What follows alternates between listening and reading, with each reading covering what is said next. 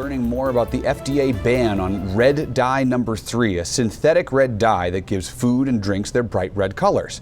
The dye is made from petroleum and has been linked to cancer in animals.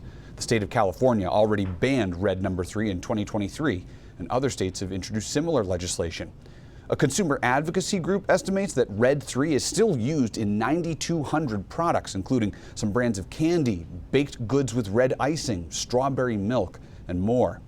Experts note some products contain red 40, another synthetic dye, and others use beet juice for food coloring.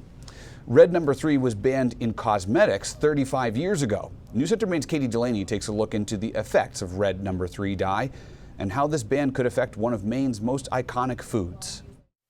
The FDA banning red number 3 dye because studies show that high levels of it can cause cancer in male lab rats. Dr. Sam Cato, who teaches toxicology at Husson University, says red dye has also been found to have adverse health effects like trouble concentrating in kids. Having too much of this dye could be a potential problem. The Center for Science and the Public Interest, a consumer advocacy organization, petitioned for the FDA to ban red number 3 back in 2022. This is a really big win for consumers. This is a substance that we've known for decades can cause cancer in animals, and there's really no excuse for FDA allowing it in our food for so long. Here in Maine, the FDA's ban will have an impact. Viewer Bert Dougal asks us, does this mean the end of Maine's iconic red snapper hot dogs? It's a product that it's not going anywhere.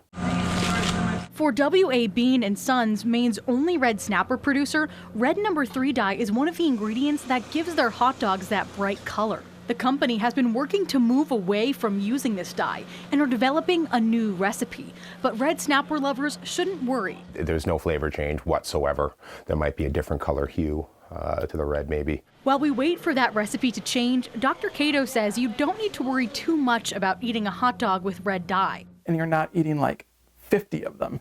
You're probably not going to see much effects at all. But if you're looking to avoid dyes, W.A. Bean also sells snappers that aren't red and other all-natural products. We take health very seriously. The company that's been around since 1860 hopes to continue growing. A few world wars, few depressions, economic depressions that we've survived, and we're going to continue to roll with the punches. And our plan is to be around for another 160 years.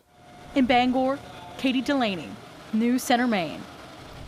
Food manufacturers will have until January 2027 to remove the dye from products.